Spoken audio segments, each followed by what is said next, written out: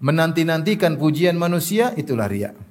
Kita habis amal soleh tunggu dipuji nih, lagi nunggu, belum dipuji, masih nunggu dipuji, sudah apa? Sudah riya. Pas dipuji, inilah yang saya pingin. Kemudian dia ada masalah dengan orang tersebut, dia ungkit. Kamu dulu yang ini, kamu tahu nggak kalau saya gak ngebantu kamu dulu, kamu sudah mati, kamu sudah kurus krempeng, kamu. Sekarang kamu gemuk, siapa yang bikin gemuk? Jika salah seorang dari kalian berbuat kebaikan kepada istrinya setahun penuh, kemudian dia melakukan satu kesalahan, maka istrinya berkata, aku tidak pernah melihat kebaikan darimu meskipun sedikit sama sekali. Dia lupa. Nabi aja berdoa, Rabbana atina fid dunya hasanah wa fil akhirati hasanah wa qina adzabannar. Di antara doa yang paling sering dibaca Nabi, wa qina adzabannar. Jauhkanlah kami dari azab neraka jahanam. Ini dibilang wali fulan, habib fulan bisa matiin neraka jahanam. Enggak boleh berlebih-lebihan.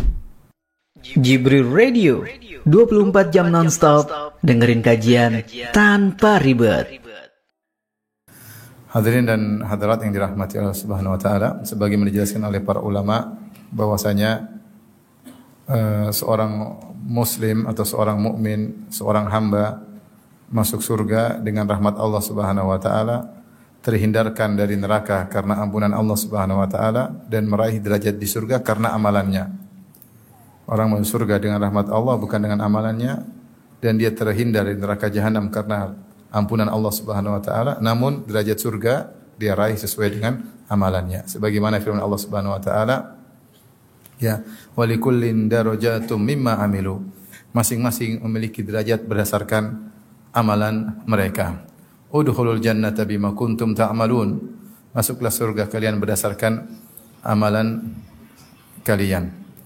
Oleh karenanya di dunia ini adalah tempat untuk kita beramal sebanyak-banyaknya. Sebagaimana kata Ali bin Abi Thalib radhiyallahu anhu, al-yauma amalun bila hisab. Sekarang yang ada amal, tidak ada yang menghisab kita.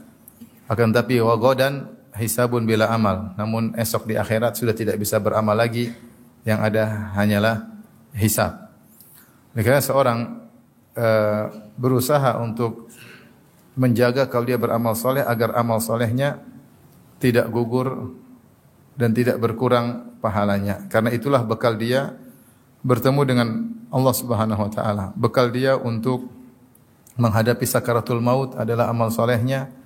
Bekal dia untuk di alam barzah, sebagaimana dalam hadis, seorang dalam alam barzah maka datang seorang yang berwajah tampan rupawan, terus beraroma wangi, maka ditanya kepadanya, siapa? Man anta? Siapa engkau?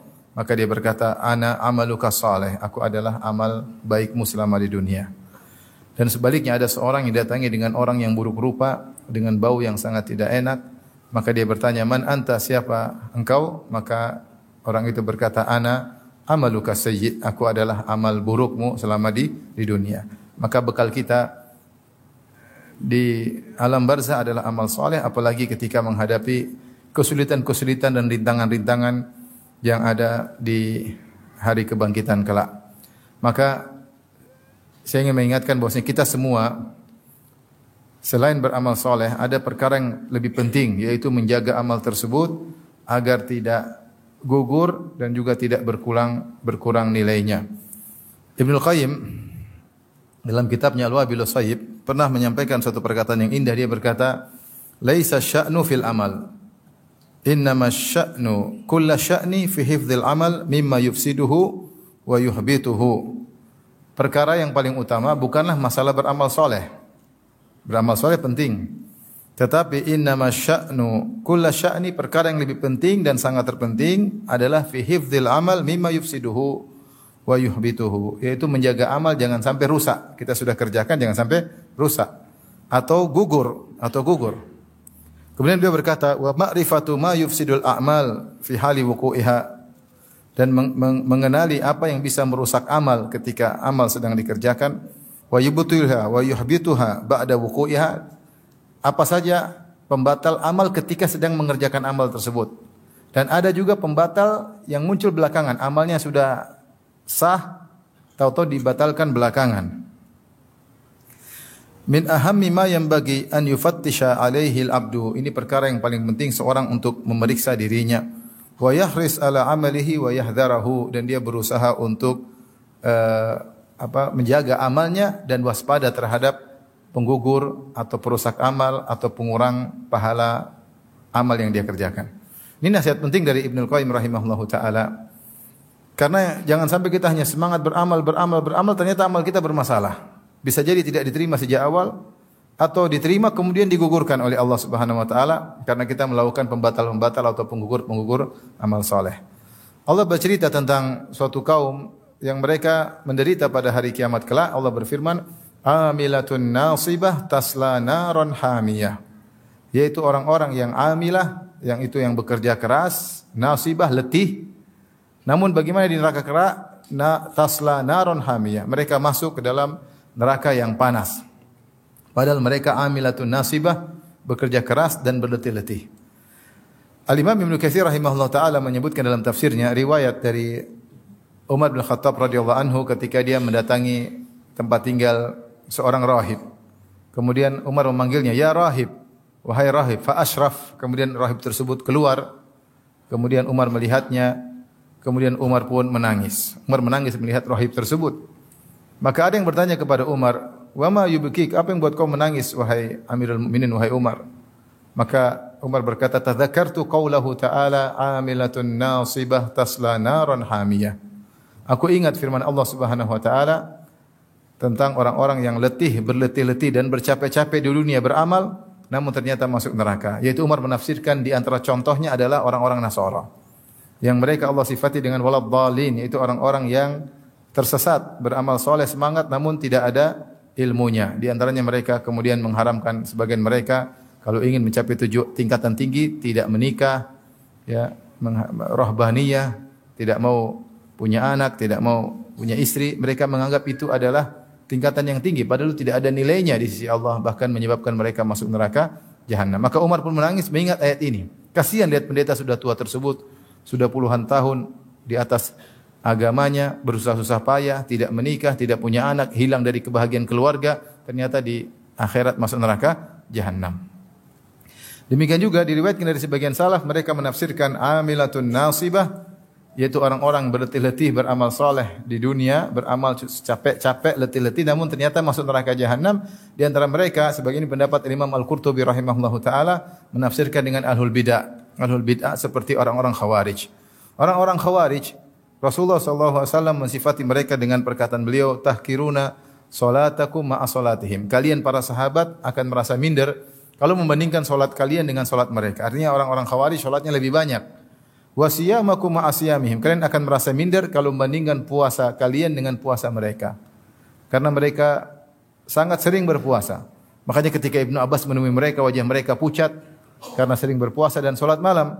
Tapi kata Nabi SAW, yamrukuna minad din kama yamrukus sahmu minar ramiyah. Sungguhnya mereka keluar dari agama seperti anak panah yang menembus buruannya, yaitu anak panah masuk kemudian keluar tanpa menyisakan daging sedikit pun. Itu benar-benar keluar lepas dari Islam. Sehingga para ulama khilaf apakah khawarij kafir atau tidak. Yang benar mereka tidak kafir, tapi mereka melakukan bid'ah, di antaranya mudah mengkafirkan kaum muslimin. Maka Rasulullah SAW mengatakan dalam hadis yang lain, hum kilabu ahlin nar. Mereka adalah anjing-anjing penghuni neraka jahanam. Ibadah mereka luar biasa, tapi ternyata mereka masuk neraka jahanam. Oleh karenanya, ini yang kita perlu hati-hati bersama, ya, untuk kepentingan diri kita sendiri. Sehingga kalau kita beramal soleh, kita harus jaga amal soleh tersebut. Jangan kita sudah letih-letih, capek-capek, ternyata amal soleh tersebut tidak ada nilainya di sisi Allah Subhanahu wa taala dan bahkan merupakan sebab seorang masuk neraka jahanam. Baik, saya akan sebutkan banyak hal-hal yang pada ranah membatalkan amal ketika tercampur, atau membatalkan amal belakangan, atau mengurangi pahala amal. Ini semua tiga masalah. Membatalkan amal sejak awal, atau membatalkan amal soleh belakangan, atau mengurangi amal soleh, mengurangi pahala amal soleh. Setan tidak peduli. Tentunya dia ingin amal seseorang batal sejak awal. Kalau tidak bisa batal, maka batal belakangan. Kalau tidak bisa batal belakangan, paling tidak mengurangi apa? Pahala amalnya. Ada beberapa poin. Yang pertama tentunya, di antara hal yang membatalkan amal, yaitu tentunya adalah kekufuran dengan berbagai macam modelnya. Siapa yang kufur maka amalnya batal secara total. Dan kufur modelnya banyak ya. Kekufuran itu modelnya banyak. Siapa yang melakukan pembatal keislaman, maka dia telah terjerumus dalam kekufuran. Di antaranya melakukan syirik akbar, misalnya di antaranya misalnya dia mengejek syariat Allah Subhanahu wa taala, mengejek syiar-syiar Allah, ya, mengejek ayat-ayat Allah, mengejek Nabi Muhammad sallallahu alaihi wasallam, namanya istihza biddin, mengejek agama, maka dia kufur kepada Allah Subhanahu wa taala. Di antaranya misalnya dia membenci syariat Allah. Dzalika bi annahum karihu ma anzalallah. Karena mereka benci dengan apa yang Allah turunkan. Ada syariat dia benci, ini syariat kayak apa ini? Dia protes padahal yang turunkan Tuhan, sementara dia makhluk. Dia benci dengan syariat Allah Subhanahu wa taala. Ini juga kekufuran. Di antara kekufuran misalnya adalah mendustakan ayat-ayat Allah. Dia bilang ayat ini saya tidak terima, ayat yang lain saya terima, ini saya tidak terima. Berarti mendustakan ayat Allah Subhanahu wa taala. Dan banyak di antara bentuk kekufuran menganggap bahwasanya hukum yang saya buat sama nilainya sama hukum Allah. Ini juga kekufuran. Allah bikin syariat, saya juga bisa bikin syariat. Sama kok. Mungkin syariat saya, apalagi menganggap syariat saya lebih maslahat daripada syariatnya Allah. Kamu berarti menganggap lebih baik daripada Tuhan. Ini juga kufur. Kufur banyak model-modelnya. Disebutkan oleh para ulama dalam kitab-kitab fikih mereka. Baik mazhab Syafi'i, mazhab Hambali, mazhab Maliki maupun mazhab Hanafi. Tapi bukan kita sekarang sedang menjelaskan hal itu. Tapi intinya, siapa yang melakukan kekufuran, maka Islamnya batal. Sebagaimana wudu bisa batal, sebagaimana solat bisa batal, sebagaimana haji bisa batal, sebagaimana puasa bisa batal, demikian juga Islam seorang bisa batal jika dia terjerumus dalam kekufuran. Kata Allah Subhanahu wa taala, "Wa may yartadid minkum an dinihi fayamut wa huwa kafirun fa ulaika habitat a'maluhum fid dunya." Siapa yang murtad di antara kalian, kemudian dia meninggal dalam kondisi kafir, maka mereka itulah orang-orang yang amal mereka gugur. Wal fid dunya wal akhirah wa ulaika ashabun nari hum fiha khalidun. Dan mereka di neraka kekal selama-lamanya. Ini adalah orang-orang yang terjerumus dalam kekufuran dengan berbagai macam modelnya. Taib. Ini menggugurkan amal dari awal sampai akhir. Hanya saja para ulama khilaf, jika seorang melakukan kekufuran, kemudian dia kembali masuk Islam, apakah amalannya kembali atau tidak? Ini khilaf di kalangan para ulama. Menurut mazhab Maliki, gurunya Al-Imam Syafi'i, Al-Imam Malik berpendapat siapa yang melakukan kekufuran atau syirik akbar langsung nol, amalnya langsung nol. Seandainya kalau dia tobat maka mulai lagi dari nol. Seandainya dia pernah berhaji maka hajinya batal. Kalau dia masuk Islam lagi dia harus haji lagi. Ini menurut pendapat Imam Malik. Menurut Imam Syafi'i lebih ringan. Kata Imam Syafi'i, dia amalannya gugur kalau dia tidak bertobat. Adapun kalau dia bertobat maka amalnya tidak jadi gugur. Karena Allah mengatakan fayamut wa huwa kafir. Wa may yartadid minkum an dinihi fayamut wa huwa kafir. Siapa yang murtad dari agamanya kemudian dia meninggal dalam kondisi kafir. Mafhum mukhalafah, kebalikannya kata Imam Syafi'i, berarti kalau dia meninggal dalam kondisi bertobat, amalnya tidak jadi gugur. Pendapat Imam Syafi'i lebih ringan daripada pendapat gurunya Al-Imam Malik. Namun seorang berhati-hati jangan sampai terjerumus dalam kekufuran. Taib, di antara amal yang membatalkan atau perbuatan yang menggugurkan amal ketika sedang beramal adalah riya dan sum'ah. Siapa yang beramal soleh dengan riya dan sum'ah? Sum'ah itu melakukan amal soleh untuk diperlihatkan kepada orang lain agar dia diakui, agar dia dihormati, agar dia disanjung. Itu namanya riya. Dari ro'a, yura'i, riya'an, mura'at. Maka dia memperlihatkan amal solehnya kepada orang lain supaya dia disanjung dan supaya dia dipuji.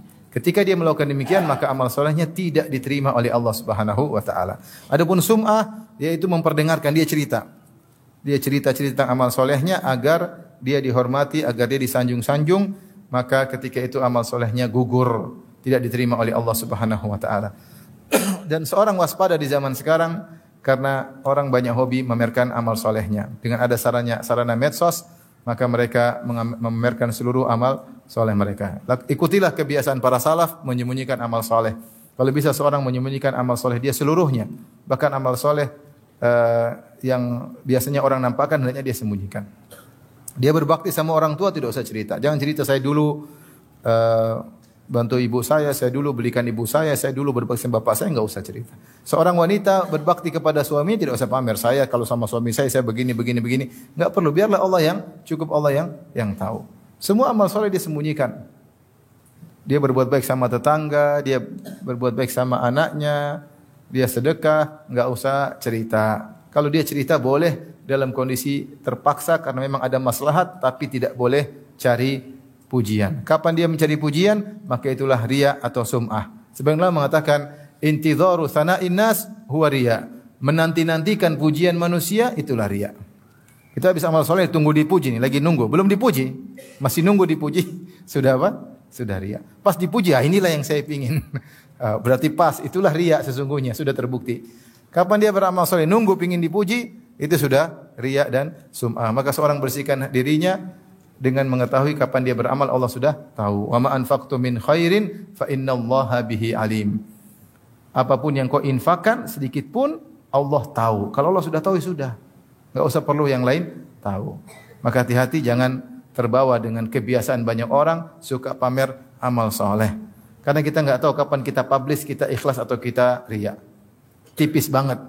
Supaya hati-hati yang enggak usah dipublish, enggak usah diceritain. Baik. Di antara amal yang bisa membatalkan amal soleh setelah dilakukan amal soleh, yaitu membatalkan sedekah. Allah telah berfirman, "Wala tubtilu a'malakum." Janganlah kalian batalkan amalan-amalan kalian. Jaga amal tersebut, jangan dibatalkan. Di antaranya adalah sedekah yang ikhlas jadi batal gara-gara al-man wal adha. Kata Allah Subhanahu wa taala, "Ya ayyuhalladzina amanu la tubtilu shadaqatikum bil manni wal adha." Wahai orang yang beriman, janganlah kalian batalkan sedekah kalian dengan al-man dan al-adha. Apa itu al-man, apa itu al-adha? Dua hal yang bisa membatalkan amal soleh. Padahal sedekahnya ikhlas. Beda kalau riya dari awal udah batal. Ini ikhlas dulu, terus belakangan baru muncul al-man dan al-adha yang membatalkan. Padahal sudah ikhlas. Makanya Allah mengatakan, la tubtilu shadaqatikum bil manni wal adha kalladzi yunfiqu ria'an nas, ma lahu ria'an nas. Janganlah kalian batalkan amal sedekah kalian dengan al-man dan al-adha sebagaimana orang yang riya. Kalau orang yang riya dari awal sudah batal. Ini kita cerita tentang orang yang ikhlas, kemudian belakangan dia melakukan al-man dan al-adha. Apa itu al-man? Al-man adalah orang yang merasa punya jasa budi kepada orang yang dia bantu, sehingga dia merasa mentang-mentang terhadap orang yang dia bantu. Kata Ibnu Hajar rahimahullah ta'ala, al-man asalnya adalah amalan hati, namun terkadang terungkapkan dengan lisannya. Jadi kalau kita bantu orang, jangan kita merasa kita hebat. Kita merasa dia rendah. Kita merasa dia punya hutang budi sama saya, sehingga ada timbul mentang-mentang. Justru kita ini bersedekah supaya hati kita bersih. Hati kita bersih karena tujuan sedekah adalah membersihkan hati. Kata Allah Subhanahu wa taala, "Khudz min amwalihim shadaqatan tutahhiruhum wa tuzakkihim biha." Ambillah sedekah dari mereka untuk mensucikan mereka dan bersihkan mereka. Orang kalau sering sedekah hatinya bersih. Karena dia peka kepada sesama kaum muslimin, dia menyayangi kaum muslimin. Bukan dia bersedekah untuk sombong dan mentang-mentang. Kapan sedekah tidak membersihkan hatinya, malah mengotori hatinya, maka sedekah tersebut menjadi dosa besar. Karena timbul al-man. Al-man itu mengugurkan sedekah. Makanya Rasulullah SAW mengatakan, "Salasatun la yukallimuhumullahu yaumal qiyamah." 3 orang yang Allah tidak ngajak ngobrol mereka, tidak berbicara dengan mereka pada hari kiamat kelak. Wala yanzuru ilaihim, Allah tidak memandang mereka dengan pandangan rahmat pada hari kiamat kelak. Wala yuzakkihim, Allah tidak ampuni dosa-dosa mereka. Walahum adzabun alim, dan bagi mereka azab yang pedih. Kata Nabi sallallahu alaihi wasallam di antaranya al-mannan. Al-mannan, al-mannan yaitu orang yang merasa tinggi karena membantu orang lain. Lihat orang lain dia merasa saya yang bantu. Sehingga dia semakin bersedekah semakin angkuh. Maka untuk mengobati penyakit ini, kita harus tahu bahwasanya kalau kita membantu orang lain, justru dia yang berjasa buat kita. Gara-gara kita bantu dia, kita dapat pahala. Gara-gara kita bantu dia, harta kita ditambah oleh Allah Subhanahu wa taala. Gara-gara kita bantu dia, maka kita diselamatkan dari kematian yang buruk. Dan banyak manfaat sedekah. Dia cuma makan, selesai. Manfaat yang didapatkan sedikit dibandingkan manfaat yang kembali kepada kita. Saya sering sampaikan, ada orang mungkin dia melihara anak yatim di rumahnya. Biar anak yatim tersebut mungkin sedikit, taruh 1 bulan 2 juta. Tapi Allah kasih dia harta berlimpah-limpah gara-gara dia memelihara anak-anak yatim tersebut. Mana yang lebih beruntung? Dia atau anak yatim? Dia yang lebih beruntung. Oleh karena jangan merasa kalau kita bantu orang bahwasanya dia utang budi sama. Hilangkan itu semua, itu sebab alman. Dan itu bisa membatalkan sedekah kita yang tadinya ikhlas. Dan ini potensinya muncul kalau orang itu bikin masalah sama kita. Potensinya bakalan muncul kalau orang itu bikin masalah sama kita, maka namanya alman. Taib yang kedua al-adha. Apa bedanya alman al-adha? Al-adha bahasa Arab artinya menyakiti dengan kata-kata. Ini biasanya sudah berserta man. Jadi dia merasa mentang-mentang maka dia menyakiti. Dia bilang, kalau bukan saya, kamu dulu sudah mati. Kalau bukan saya, kamu dulu. Jangan sekali-kali kita menyakiti hati orang yang pernah kita bantu. Baik berupa harta maupun yang lainnya. Jangan kita mengungkit jasa-jasa kita sehingga dia tersakiti. Jangan. Sebagian ulama menyatakan hanya boleh antara orang tua dengan anak dan suami dan istri. Itu yang boleh. Itu pun bukan dalam rangka untuk menyakiti, tapi untuk menasihati. Orang tua boleh bilang sama anaknya, "Nak, Abi dulu yang ini, Abi dulu yang." Bukan menyakiti dia, tujuannya bukan menyakiti, tapi agar dia berbakti kepada orang tuanya. Ini dibolehkan. Dia bukan al-adha, bukan menyakiti, tapi mengungkit kebaikan dalam rangka agar anaknya itu sadar. Sebagaimana suami boleh, sebenarnya mengatakan boleh dia ingatkan istrinya. Saya dulu yang inikan kamu, agar dia tunduk kepada atau taat kepada suaminya. Karena banyak istri yang lupa diri ya. Lupa diri, sudah dibaikin sama suaminya, kemudian akhirnya membangkang, angkat suara, merendahkan suami, tidak menghormati suami, seakan-akan apa yang dilakukan oleh suami selama ini tidak ada nilainya. Kata Nabi SAW, "Idza ahsanta ila ihdahunna dahra, thumma ra'at minka syai'an, laqalat ma ra'aitu minka khairan qat." Jika salah seorang dari kalian berbuat kebaikan kepada istrinya setahun penuh, kemudian dia melakukan satu kesalahan, maka istrinya berkata, "Aku tidak pernah melihat kebaikan darimu meskipun sedikit sama sekali." Dia lupa. Oleh karena tidak mengapa seorang suami terkadang mengingatkan kebaikannya agar istrinya tidak lupa, bukan untuk menyengketi istrinya, bukan, tapi agar dia menjadi lebih baik. Adapun kalau seorang mengungkit kebaikannya untuk menyengketi orang tersebut, maka itu adha. Ini langsung membatalkan kebaikannya. Hati-hati. Kamu dulu miskin, yang ngerjain kamu siapa? Yang buat kamu diterima pekerjaannya siapa? Itu sama. Itu langsung amal kita gugur ketika itu. Karena kita menyakiti hatinya. Maka hati-hati kalau terbetik dalam benak kita mau bicara, enggak usah bicara. Bayangkan seorang yang sudah melakukan kebaikan 20 tahun lalu, kemudian dia ada masalah dengan orang tersebut, dia ungkit. Kamu dulu yang ini, kamu tahu enggak kalau saya enggak bantu kamu dulu, kamu sudah mati, kamu sudah kurus krempeng, kamu sekarang kamu gemuk, siapa yang bikin gemuk? Ini langsung kebaikan 20 tahun yang lalu hilang. Maka waspada, yang penting bukan cuma bersedekah, tapi bagaimana menjaga kebaikan kita, jasa kita agar tidak batal gara-gara alman wal adha. Taib, di antara hal yang bisa membatalkan amal soleh seorang, artinya tidak diterima sejak awal, sama seperti riya, sama dengan kufur, tidak diterima sejak awal adalah mendustakan takdir. Siapa yang mendustakan takdir, mengatakan Allah tidak mencatat sebelumnya, ini terjadi begitu saja tanpa ada catatan Allah sebelumnya, maka amalnya tidak diterima oleh Allah Subhanahu wa taala. Dalam satu hadis ketika dilaporkan, dalam hadis pertama dalam Sahih Muslim, ketika dilaporkan kepada Ibnu Umar radhiyallahu taala anhuma bahwasanya di Basrah ada seorang namanya Ma'bad al-Juhani yang dia terlalu berdalam-dalam tentang ilmu sehingga menggunakan logikanya sehingga dia berkesimpulan al-amru unuf, bahwasanya segala perkara itu baru saja terjadi tanpa direncanakan oleh Allah, tanpa dicatat oleh Allah sebelumnya. Terjadi begitu saja. Allah tidak ada rencana-rencana, tiba-tiba muncul. Maka Ibnu Umar berkata, "Idza laqita haula," jika kau bertemu dengan mereka, fa akhbirhum anna Ibnu Umar bari'um minhum, sampaikan bahwasanya Ibnu Umar, saya sahabat Ibnu Umar, berlepas diri dari mereka. Wa hum bara'u minni, dan mereka berlepas diri dariku. Dan sampaikan kepada mereka, "Lau anna ahadahum anfaqa mithla Uhudin dhahaban ma qabilallahu minhu hatta yu'mina bil qadar." Sampaikan kepada mereka, kalau salah seorang dari mereka berinfak dengan emas sebesar gunung Uhud, Allah tidak akan terima sampai dia beriman dengan takdir. Emas gunung Uhud itu panjangnya 7 sampai 8 kilo. Lebarnya 2 sampai 3 kilo. Tingginya 100 meter lebih. Kalau ditimbang berapa ton?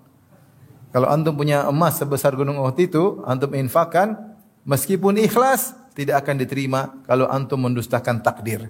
Karena di antara rukun iman adalah apa? Iman kepada takdir. Semua ini sudah tercatat di Lauhil Mahfuz. Tidak ada satu perbuatan, kejadian, peristiwa kecuali sudah tercatat di Lauhil Mahfuz. Kalau kita tidak beriman akan hal ini, maka amal kita apapun yang kita lakukan gugur, tidak akan diterima oleh Allah Subhanahu wa taala.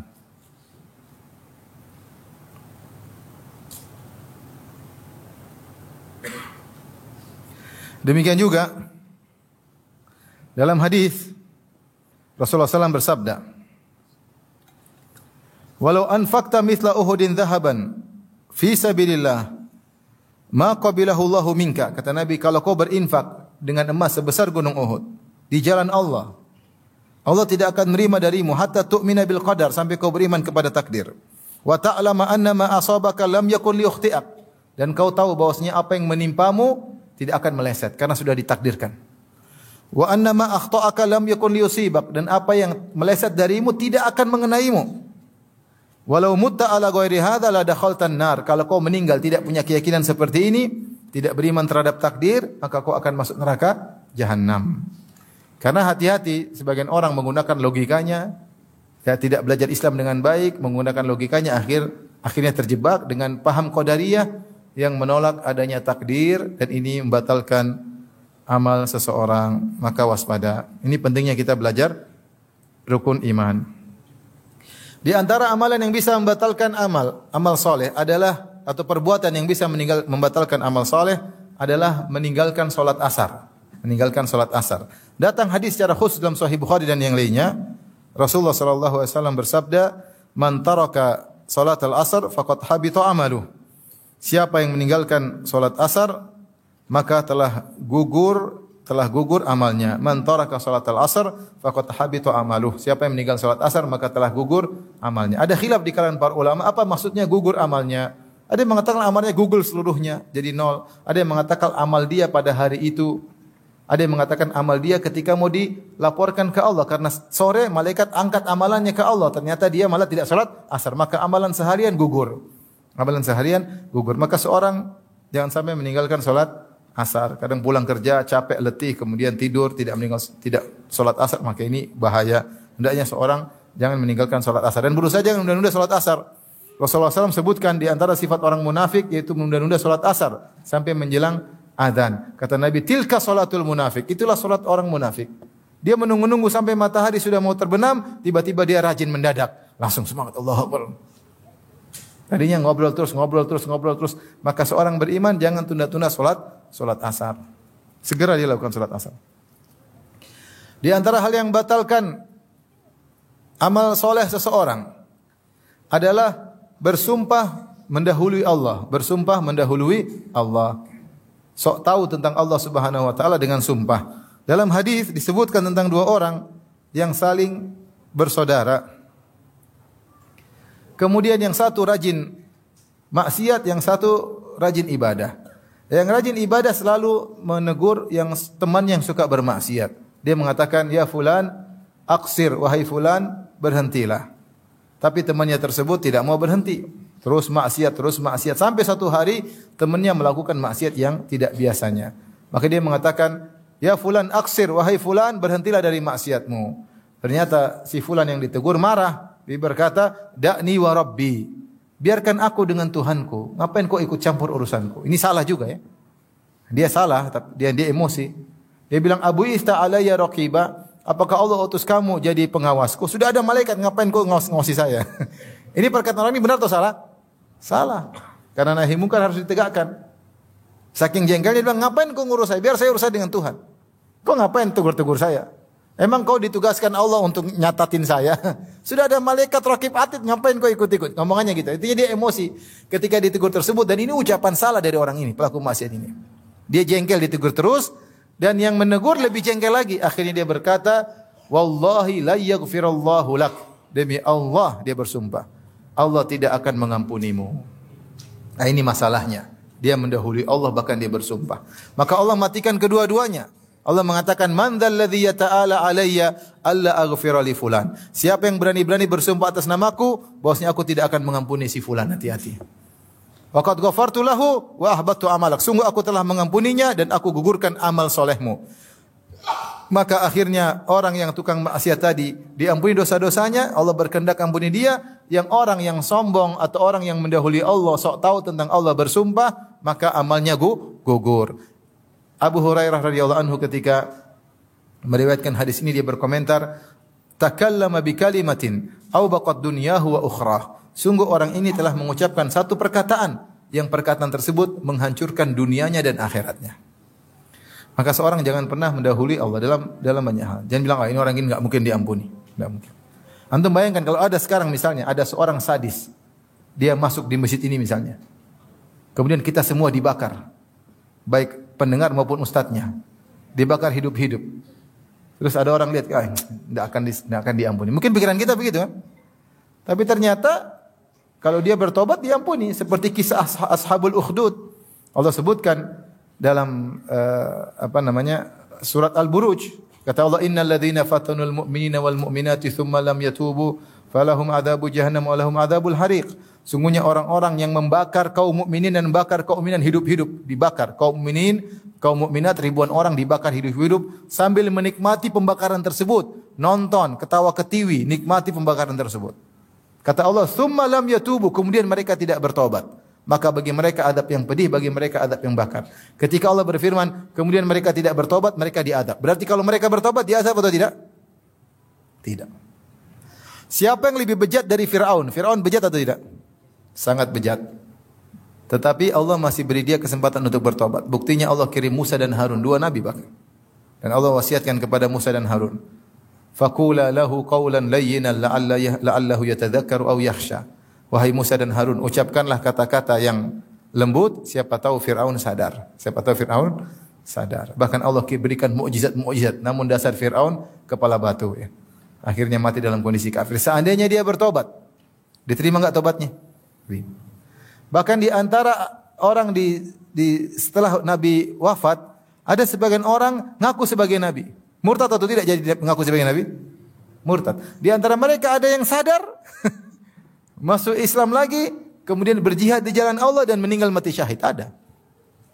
Oleh karena jangan kita karena lihat orang maksiat kita emosi, ya model kamu ini tidak bakalan diampuni oleh Allah. Enggak boleh.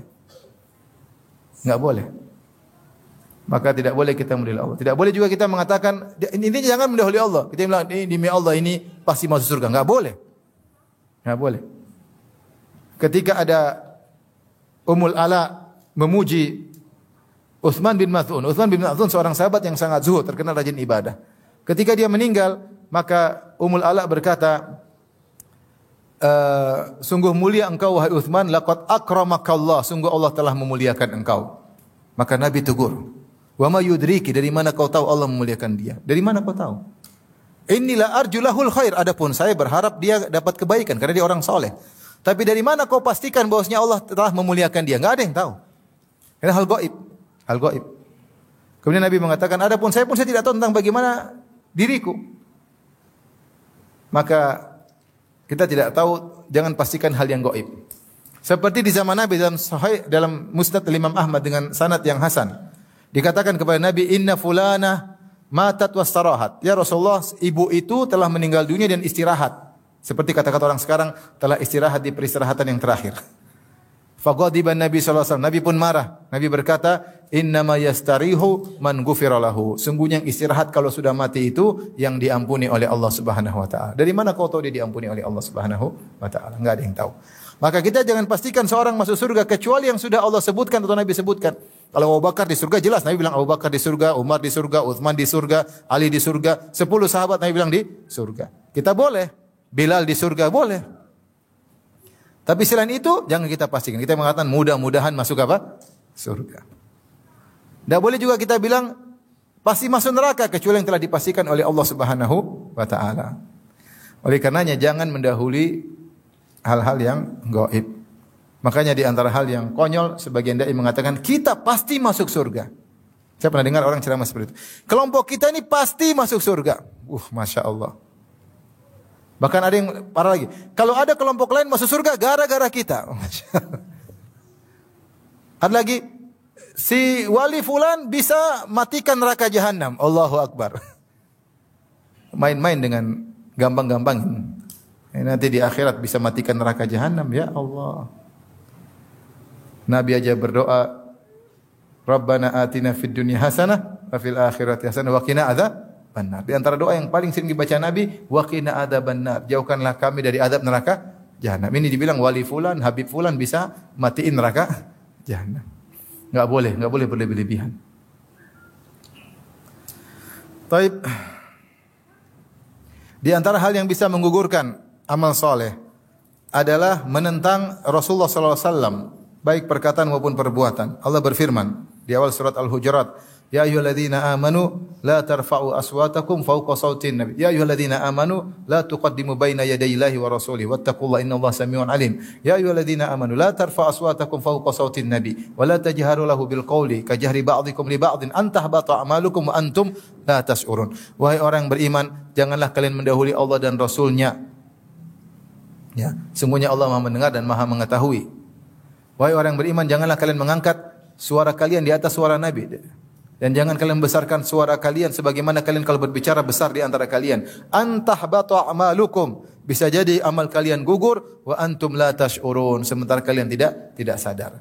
Maka di antara yang bisa menggugurkan amal ketika Nabi masih hidup, tidak sopan di hadapan Nabi. Bicara keras-keras seperti ngomong dengan teman sendiri. Setelah turun ayat ini, Umar kalau bicara dengan Nabi bisik-bisik, takut. Takut. Sampai ada seorang namanya Sabit bin Qais tidak mau keluar rumah. Kenapa? Dia jauh hari saud, suaranya keras. Dia tidak mau keluar rumah. Mana Sabit, kok tidak ke masjid? Kata dia, saya penghuni neraka. Kenapa? Suara saya keras. Nabi bilang tidak, dia penghuni surga. Ya, dia penghuni surga.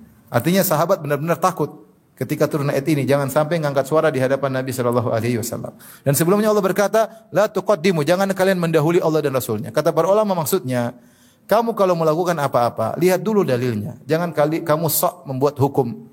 Apa kata Allah, apa kata Rasul, tinggal ikuti. Ada lagi yang berkata, maksud ayat tersebut, kalau sudah ada hukum Allah, ada hukum Rasulullah, jangan kau punya ide. Contoh misalnya kita tahu syariat wanita berjilbab, kemudian kita punya ide. Kenapa sih wanita? Coba kalau tidak berjilbab kan lebih nyaman. Ini namanya ide, kasih ide sama Allah. Ini enggak boleh. Syariat Allah sempurna atau tidak? Sempurna. Al-yauma akmaltu lakum dinakum. Maka jangan kasih ide tentang syariat Allah. Ya. La mu'aqqiba li hukmih, tidak ada yang bisa protes terhadap hukum Allah Subhanahu wa taala. Dia tuh Tuhan, kamu tuh manusia, kekuranganmu banyak. Kamu ngurus istri aja enggak bisa, mengurus hukum-hukum. Ngurus anak aja enggak bisa, mengurus hukum-hukum. Allah Subhanahu wa taala ngurusi alam semesta, ngurusi matahari, ngurusi rembulan, ngurusi bintang-bintang, mengurusi laut, mengurusi semua alam semesta, hewan-hewan diurusi oleh Allah. Allah bikin aturan yang begitu kokoh, terus Allah turunkan hukum buat kamu supaya kamu baik, kamu bilang saya tidak terima. Hukum saya lebih baik daripada hukum kamu ya Allah. Ini orang tidak tahu diri. Kamu Tuhan atau hamba? Kamu tuh hamba, ngurus dirimu saja enggak becus, mau ngurus bikin hukum buat manusia yang lain. Maka siapa yang sudah datang perintah Allah dan Rasulnya, kemudian dia menentang, amalnya gugur. Kata Ibnu Qayyim rahimahullah, jangankan menentang hukum, sepakat dengan hukum Nabi, hanya ngomongnya keras aja, ngomongnya keras. La tarfa aswatakum fawqa sautin nabi wa la tajharu lahu bil qawli ka jahri ba'dikum li ba'din an tahbata a'malukum wa antum la tash'urun. Jangan kalian angkat suara kalian, jangan kalian berbicara keras dengan Nabi seperti kalian bicara di antara kalian, bisa jadi amal kalian gugur dan kalian tidak sadar. Ini zaman sekarang banyak orang Allah berfirman demikian, bukan enggak benar, enggak cocok, seperti orang liberal. Rasulullah bilang enggak pas lagi, enggak relevan zaman sekarang, kita bikin hukum baru. Aduh. Repot. Kamu tuh siapa? Ngurus istrimu aja enggak beres. Ya, terus mengurus manusia di alam semesta dengan bikin hukum dari kamu. Oleh karenanya kalau hukum semua dari manusia, pasti nanti ada yang protes, ada yang diuntungkan, ada yang tidak diuntungkan, dan demikian. Expire, kemudian ini dan seterusnya. Kalau mau hukum yang benar adalah hukum Allah Subhanahu wa taala. Intinya di antara hal yang menggugurkan amal seorang ketika dia tahu ini hukum Allah dan Rasulnya, kemudian dia menentang.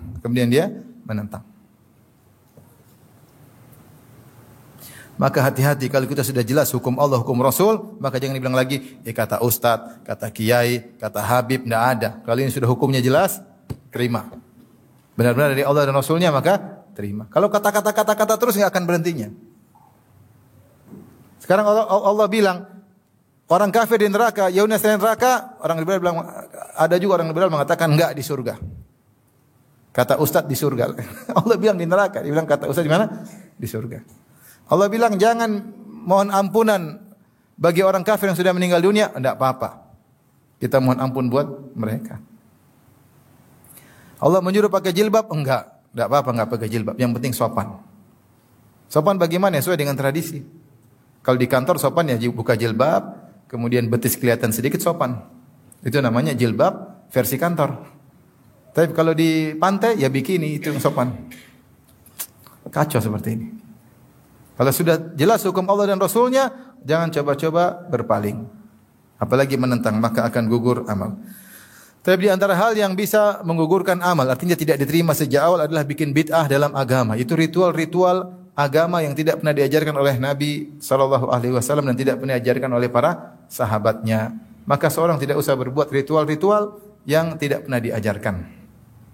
Oleh karenanya Ibnu Umar radhiyallahu taala anhu ketika ada orang bersin, dia Hashim, kemudian dia bilang alhamdulillah wassalamu ala rasulillah. Dia gandengkan alhamdulillah dengan salawat atau ucapkan salam kepada Nabi. Maka Ibnu Umar tegur, bukan begini. Cukup bilang apa? Alhamdulillah atau alhamdulillahirabbil alamin. Mau salawat kapan saja, tapi jangan bikin ritual salawat bersama dengan alhamdulillah rabbil alamin bacaan ketika bersin. Paham? Nanti ada orang bikin bid'ah lagi. Hashim, alhamdulillahirabbil alamin arrahmanir rahim maliki yaumiddin iyyaka na'budu al-Fatihah. Tapi al-Fatihah kan bagus, iya, tapi bukan dibaca setiap kali bersin. Kau baca kapan saja boleh, tapi jangan kau bikin baca al-Fatihah ritual setelah apa? Bersin. Saya pernah ditanya, Ustaz, apa hukum salat birrul walidain? Apa lagi salat birrul walidain? Enggak ada salat. Salat sudah jelas banyak. Jangan bikin lagi salat-salat baru. Imam Nawawi rahimahullah mengkritik beberapa salat yang beliau sebutkan sebagai bid'ah yang mungkar, di antaranya seperti salat raghaib dan juga salat 100 rakaat malam nisfu Sya'ban. Beliau ingkari, Imam Nawawi. Kenapa tidak ada ritual seperti itu? Nabi tidak pernah mengajarkannya, para sahabat tidak melakukannya. Kalau seorang mau bikin, setiap orang boleh bikin kreasi dalam agama, agamanya jadi kacau. Satu ibadah sambil loncat-loncat, satu ibadah sambil menari-nari, katanya dapat pahala. Lah bagaimana? Nanti satu ibadah sambil dangdutan, dapat pahala. Kalau begitu ceritanya ngapain diutus Rasul? Seorang bikin ibadah masing-masing. Makanya tidak boleh seorang alhamdulillah Hashim terus alhamdulillah alamin arrahmanir rahim maliki yaumiddin waladdallin amin. Tidak boleh. Tidak boleh. Baca Quran bagus tapi jangan dijadikan sebagai ritual setelah apa? Bersin. Paham? Itu maksudnya. Kalau enggak nanti banyak kreasi dan itu semua ibadah yang tidak diajarkan oleh Nabi tertolak. Kata Nabi SAW, "Man ahdatsa fi amrina hadza ma laysa minhu fa huwa rad." Siapa yang mengada-ngadakan perkara dalam agama ini yang tidak ada contoh dari kami maka tertolak. Lihatlah berbagai macam akidah-akidah baru yang muncul. Ada namanya wahdatul wujud. Ibnu Arabi mengatakan Tuhan bersatu dengan makhluk. Ada pengikutnya sampai sekarang masih ada buku-bukunya. Ini bid'ah. Kita bilang baik, enggak bisa. Bertentangan dengan tauhid. Bagaimana Allah bersatu dengan apa? Makhluknya, enggak mungkin. Saya ditanya, Ustaz, bagaimana hukum salat birrul walidain? Saya bilang enggak ada. Maksudnya apa salat birrul walidain? Mungkin untuk berbakti sama orang tua. Nanti kalau bikin salat ini, salat lama-lama ada salat poligami. Enggak. Jangan bikin salat sudah jelas, jangan bikin salat baru. Bahkan Imam Nawawi mengingkari, Imam Nawawi rahimahullah ulama Syafi'i, mengingkari orang yang mengangkat jenazah sambil berzikir keras-keras. Ini tidak ada contohnya. Imam Nawawi dalam bukunya disebutkan tidak boleh, ini ada contohnya. Orang mengangkat jenazah dengan khusyuk, dengan tenang, bukan malah berzikir apa? Keras-keras. Intinya kalau kita mau lakukan ibadah yang jelas sudah sangat banyak. Mau kita kerjakan semua enggak bakalan bisa. Maka tidak usah bikin kreasi-kreasi baru yang tidak jelas. Hidup enggak usah spekulasi. Yang jelas-jelas kita kerjakan, yang enggak jelas kita tinggalkan aja. Lebih hati-hati. Kalau perkara dunia, silakan spekulasi, silakan berkreasi. Kalau perkara agama, ya sudahlah ikut sunnah Nabi. Kita kan ahlus sunnah wal jamaah. Sunnah wal jamaah itu apa? Mengikuti sunnah Nabi. Sunnah Nabi itu apa? Yang dilakukan oleh Nabi itu namanya sunnah Nabi. Paham? Kalau Nabi tidak lakukan namanya bukan sunnah Nabi.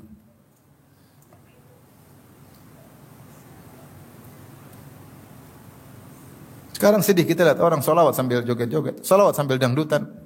Ya, aduh. Bebas, mau nari-nari, mau... Aduh, saya bilang ini. Gimana ibadah kayak begini? Campur laki-laki perempuan, kemudian solawat, joget-joget. Aduh, saya bilang ini gimana? Enggak ada yang mengingkari kah? Dibiarkan begitu saja. Jangan, nanti rusak agama ini kalau semua orang boleh bikin ibadah sendiri. Di antara hal yang bisa menggugurkan amalan adalah bermaksiat diam-diam. Kalau di depan orang, soleh. Temannya malaikat. Kalau sendirian, temannya iblis. Dalam hadis kata Rasulullah SAW, la'alamannak aqwaman min ummati ya'tuna yawmal qiyamati bihasanatin amthali jibali tihamah, fayaja'alahu Allahu azza wa jalla haba'an manthura. Sungguh aku mengetahui ada sekelompok orang yang mereka pada hari kiamat kelak membawa amalan yang banyak, pahala sebesar gunung-gunung Tihamah. Kemudian Allah jadikan pahala tersebut menjadi haba'an manthura, debu yang berterbangan tidak ada nilainya. Maka sahabat bertanya, siapa mereka itu? Rasulullah berkata, walakinnahum aqwamun idza khalau bi maharimillah intahakuha. Mereka adalah suatu kaum jika mereka sedang bersendirian maka mereka melanggar larangan Allah Subhanahu wa taala. Kalau lagi sendirian mereka bermaksiat. Hadis ini menjadi muskil di kalangan para ulama. Karena kita tahu namanya kaum muslimin siapa sih yang tidak bermaksiat ketika sendirian? Maka mereka mengatakan hadis ini maksudnya orang munafik. Maksudnya orang-orang apa? Munafik. Orang-orang mukmin namanya maksiat dia pasti sembunyi-sembunyi enggak? Kalau dia sembunyi-sembunyi kemudian dia termasuk dalam hadis ini, kata mereka enggak. Orang mukmin yang terkadang bermaksiat diam-diam maka hendaknya dia bertobat kepada Allah. Tapi kalau setiap dia sendirian selalu bermaksiat, dikhawatirkan dia seperti orang-orang munafik yang dimaksud. Paham? Maka seorang kalau bersendirian bermaksiat segera dia bertobat kepada Allah. Jangan dia continue terus tidak berhenti. Ketika dia tidak pernah berhenti, setiap sendirian bermaksiat, setiap tidak ada yang lihat bermaksiat, maka akhirnya dia seperti orang-orang munafik, dikhawatirkan amal-amal dia akan gugur pada hari kiamat kelak gara-gara dia ketika bersendirian pasti bermaksiat. Setiap sendirian pasti bermaksiat. Maka Rasulullah bersabda, ittaqillaha haitsuma kunt, bertakwalah dimanapun kau berada. Ketika kau di rumah bertakwa, ketika kau di luar rumah bertakwa, ketika di Indonesia bertakwa, di luar negeri bertakwa, bersama istri bertakwa, lagi tidak bersama istri bertakwa, di rumah bertakwa, di hotel juga bertakwa. Ya. Karena gangguan di rumah mungkin kurang, kalau di hotel banyak gangguan. Saya ingat cerita seorang syekh. Dia ketika ke suatu negara, kemudian dia masuk di hotel. Tiba-tiba ada orang ketuk pintu. Ketika dia buka ternyata perempuan sangat cantik, jelita. Lonte. Apa bahasa kerennya? PSK ya apa? Apa PSK singkatannya? Perempuan apa? Apa? Penjajah, penjual seks komersial. Bahasa kerennya lonte. Maka lonte ini dia kemudian menawarkan dirinya, maka syekh tersebut akhirnya takut, maka dia pun kunci pintu. Kemudian diketuk-ketuk terus, maka dia sujud langsung kepada Allah. Dia berdoa kepada Allah agar menguatkan hatinya. Orang kadang syahwat bergejolak dengan satu pandangan. Apalagi tinggal enggak ada orang, istri di rumah, istri di Saudi semua enggak ada yang tahu. Kalau dia mau maksiat sudah enggak ada yang tahu. Maka dia sujud minta kepada Allah, minta kepada Allah. Nanti jam berapa lagi ada yang ketuk lagi. Siapa tahu jam 12 goyang. Dia sujud terus sampai akhirnya sampai pagi enggak ada lagi yang ketuk-ketuk. Mungkin lantainya udah tidur. Akhirnya dia selamat. Ketika dia pulang turun di Jeddah, begitu turun dari pesawat tiba-tiba ada telepon. Abu Fulan, iya, saya Abu Fulan. Kenapa? Anak saya, putri saya sudah waktunya menikah, saya ingin tawarkan untuk kamu. Masya Allah. Gara-gara meninggalkan lonte dapat istri berikutnya. Oleh karenanya, di antara cerita juga saya dengar ketika ada sekelompok orang pergi ke suatu negara kafir. Kemudian ternyata mereka bermaksiat di negara kafir tersebut. Negara Islam mungkin mereka takut. Begitu di luar sana dia bermaksiat. Kemudian dia didatangi oleh wanita, teman-temannya dia tidak mau, teman-temannya sudah pada zina, dia menyendiri. Ketika dia menyendiri didatangi oleh seorang perempuan khusus untuk dia. Maka dia bilang, jangan, saya ini kena AIDS. Jangan berhubungan dengan saya ini kena AIDS. Dia bohong, supaya dia tidak digauli, supaya dia tidak berhubungan. Dia bilang, saya ini kena AIDS, jauh. Kata perempuan tersebut, tenang, saya juga kena AIDS, tidak apa-apa. Itu teman-teman juga semua kena AIDS. Allahu Akbar, ngeri. Jadi intinya, kita ini kadang kalau di depan banyak orang, seperti teman malaikat. Kalau sendirian, kayak temannya siapa? Iblis. Kan seorang bertakwa kepada Allah. Kalau namanya manusia terjerumus dalam kesendiriannya itu wajar, namanya orang beriman, tapi dia segera bertobat. Tapi kalau terus-terusan ini yang jadi masalah. Maka jadi seperti orang-orang munafik yang mereka setiap tidak ada yang melihat mereka bermaksiat kepada Allah Subhanahu wa taala.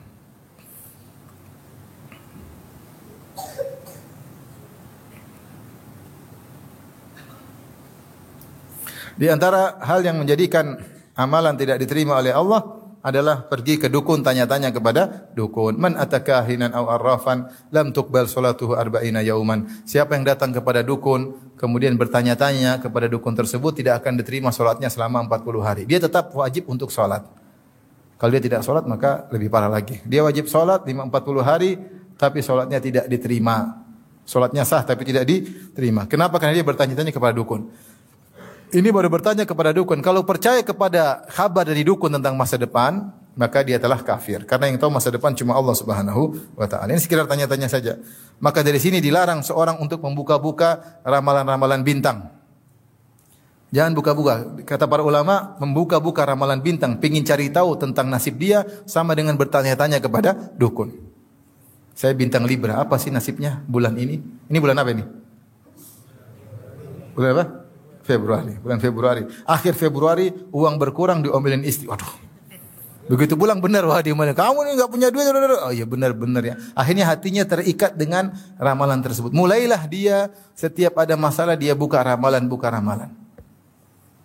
Dan Nabi berkata, "Man 'allaqa syai'an wukila ilaihi." Siapa yang menggantungkan dirinya dengan sesuatu, maka dia akan dibuat bertawakal kepada sesuatu tersebut. Maka hukum melihat ramalan bintang, pengin tahu sama dengan bertanya kepada para dukun, tidak diterima salatnya selama 40 hari. Al-Qurtubi punya bantahan yang mudah. Dia mengatakan, "Ya akhi, coba suatu kapal di zaman dia dulu. Suatu kapal dinaiki oleh 3.000 orang. 3.000 orang tersebut kira-kira tanggal lahirnya sama atau beda? Beda. Kira-kira semua bintang ada di situ enggak? Semuanya pasti ada di situ. Kemudian tenggelam sama-sama tenggelam. Nah, ini bintangnya beda-beda semua, tenggelam semua dalam waktu yang sama. Kalau harusnya bintangnya beda-beda, nasibnya beda-beda, harusnya ada yang tenggelam, ada yang loncat, ada yang terbang, harusnya demikian. Ketika semua tenggelam bareng-bareng menunjukkan bintang-bintang tersebut tidak ada faedahnya. Paham? Maka jangan pernah buka ramalan bintang. Karena salat Anda tidak akan diterima selama 40 hari.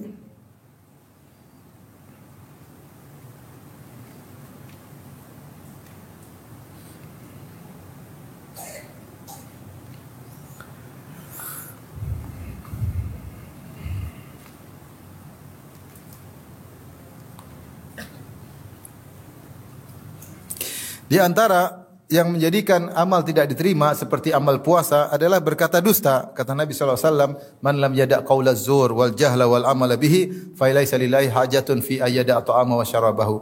Siapa yang tidak meninggalkan perkataan dusta dan mengamalkan konsekuensi dusta tersebut, maka Allah tidak butuh dengan lapar dan dahaganya. Artinya dia berpuasa, puasanya sah namun tidak diterima oleh Allah Subhanahu wa taala.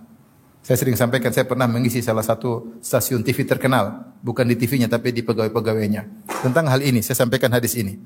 Kemudian mereka bertanya, "Ustadz, kami dipaksa oleh direksi untuk bikin berita palsu, terutama musim politik. Apakah puasa direksi tidak diterima?" Enak aja, kalian juga enak aja. Saya bilang semuanya enak aja melemparkan kesalahan kepada direksi. Kalian juga ikut-ikutan dusta. Hati-hati. Hanya karena duniawi, kemudian kita mengorbankan apa? Pahala akhirat kita. Di antara yang mengurangi pahala adalah menyimpan anjing yang bukan anjing yang diizinkan oleh syariat. Kata Nabi SAW, "Man amsaka kalban yang kusumin amalihi kula yaumin qirat." Wa fi riwayatin qiratan. Siapa yang menyimpan anjing, memelihara anjing, maka setiap hari amalannya akan berkurang 1 qirat. 1 qirat seperti gunung. Ada yang dalam riwayatnya 2 qirat seperti 2 gunung Uhud. Illa kalba harthin aw kalbi masyiyah. Kecuali anjing yang diizinkan. Anjing diizinkan seperti anjing untuk berburu, kalbu saidin. Di antaranya anjing masyiyah, anjing yang menjaga hewan ternak. Di antaranya kalbu harthin, anjing yang ditugaskan untuk menjaga kebun. Itu tidak jadi masalah. Itu diizinkan. Sebagian ulama mengkiaskan seperti anjing yang digunakan untuk menangkap orang yang punya narkoba dan semisalnya. Adapun anjing yang tidak terkait dengan hal-hal ini disimpan di rumah, maka ini akan mengurangi pahala seorang setiap hari 1 gunung Uhud. Dia saja amal solehnya belum tentu sampai 1 gunung Uhud. Gimana berkurang? Sayang. Ini kebiasaan orang-orang bule. Jangan diikuti. Jangan diikuti. Apalagi anjingnya mendolimi orang. Betapa sering kita lewat rumah orang anjingnya gonggong. Kita dilihat seperti wajah pencuri. Bukan orang takut. Sampai ada kawan saya, dia bilang, "Ustaz, saya ini..." Dia gemuk sekali. Dia bilang, "Saya kalau nimbang Ustaz, timbangannya bukan begini, langsung balik ke kiri." Saking beratnya. Saya kalau main di laut Ustaz, kemudian saya dengan teman-teman datang, anjing-anjing itu ngeser ke saya terus. Karena saking gemuknya dia. Tapi mengganggu, sudah kurang pahala menzalimi orang. Orang digonggong takut atau tidak? Takut ya akhi. Makanya tidak boleh. Kalbul akur, anjing yang mengganggu orang lain itu boleh dibunuh. Yang mengganggu orang lain. Kalau anjing tidak mengganggu tidak jadi masalah. Anjing-anjing liar tidak mengganggu. Tapi ada anjing yang jahat selalu mengganggu, menggigit. Sampai kasus kemarin di Jakarta Timur, pembantunya dimakan sama anjing. Anjing kan melihara anjing butuh biaya. Dagingnya harus ini, anjingnya gede. Ketika tidak ada makanan, pembantunya dimakan. Kemarin di sebelah Ciras apa tuh? Situlah daerah Jakarta Timur. Subhanallah. Maka orang mukmin jangan ikut-ikutan kebiasaan orang kafir. Terkadang biaya kasih makan 10 anak lebih ringan daripada biaya kasih makan 1 ekor apa? Anjing. Apalagi anjing besar makannya khusus, belum ininya, belum anunya, belum ininya. Buang-buang uang, pahala berkurang tiap hari, kadang mendolimi orang lain. Cari pahala sana, kasih orang anak yatim, orang miskin banyak, kirim ke Palestina kemana. Maka ini mengurangi pahala setiap hari seperti 1 gunung Uhud. Sementara pahala dia sendiri amal solehnya belum tentu sebesar itu.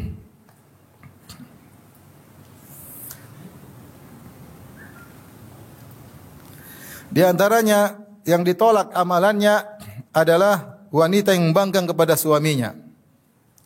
Ithnani la tujawizu salatuhuma ru'usahuma. 2 orang yang salatnya tidak akan melewati kepalanya, itu tidak akan diterima oleh Allah Subhanahu wa taala. Abdun abaqa min walihi hatta yarja ilaihim, yaitu budak yang kabur sampai kembali kepada tuannya. Wa imra'atun asat zaujaha hatta tarji. Wanita yang membangkang kepada suaminya sampai dia kembali kepada suaminya. Hati-hati ini kepada para ibu-ibu. Jangan suka membangkang kepada suami. Kalau membangkang kepada suami, salatnya tidak diterima oleh Allah Subhanahu wa taala. Rugi. Kemudian juga dalam hadis yang lain, salasatun la tujawizu salatuhum adhanahum. 3 orang yang salatnya tidak akan diterima. Al-abdul abik hatta yarji. Hamba budak yang kabur sampai kembali. Wa imra'atun batat wa zawjuha 'alaiha sakhit. Seorang wanita istri yang tidur sementara suaminya marah sama dia. Dia cuek aja. Suaminya ngomel-ngomel, dia pakai selimut tidur. Ini tidak diterima salatnya sampai dia kembali kepada suaminya. Wa imamu qaumin wa hum lahu karihun. Perhatikan ini. Imam yang dibenci oleh makmumnya. Ada imam model begini. Terlalu pede, tidak ada yang akan jadi imam, dia maju sendiri jadi imam. Bacaannya kacau balau. Al-Fatihah salah, bacaan salah, lagu enggak enak, tapi mau jadi imam. Ditegur marah-marah. Semua orang mau tidak salat di belakang dia, masjidnya cuma di situ. Akhirnya mereka salat situ, benci sama dia, ini imam salat tidak terima. Jadi imam ini bukan masalah gengsi-gengsian. Imam ini adalah kedudukan syar'i. Rasulullah yang suruh. Harus ada syarat-syarat untuk menjadi imam. Kata Rasulullah SAW, ya ummukuma ya aqra'ukum ya ummul qaum aqra'uhum li kitabillah. Yang menjadi imam yang paling mahir dalam Al-Qur'an. Yaitu yang paling berilmu, yang ngerti. Para sahabat dulu keilmuan mereka dengan Al-Quran sama, itu paling berilmu. Itu yang boleh jadi imam, bukan gengsi-gengsian, jangan. Mereka jadi imam. Kalau terjadi imam, tidak ada yang suka. Ditegur nggak mau, tetap ngeyel pengen jadi imam. Karena orang jadi imam gengsi, imam masjid, imam besar di masjid kecil. Akhirnya solatnya tidak diterima, kasihan. Maka kita bukan masalah. Makanya di antara larangan para ulama, kalau jadi imam jangan tawadhu-tawadhuan. Kamulah jangan. Padahal dia tahu dia lebih alim dari kamu yang maju. Ini bukan masalah tawadhu. Rasul yang suruh. Yang paling alim menjadi apa? Imam. Jangan bilang enggak kamu aja. Padahal dia tahu orang ini enggak tahu. Enggak bisa jadi imam. Kamu aja. Tawadhu yang keliru. Paham? Ini karena terkait dengan salat jamaah seluruhnya. Jadi cari imam yang baik. Demikian kajian kita. Subhanakallah bihamdik asyhadu an la ilaha illa anta astaghfiruka wa atubu ilaik. Assalamualaikum warahmatullahi wabarakatuh. Jibril Radio 24 jam nonstop dengerin kajian tanpa ribet.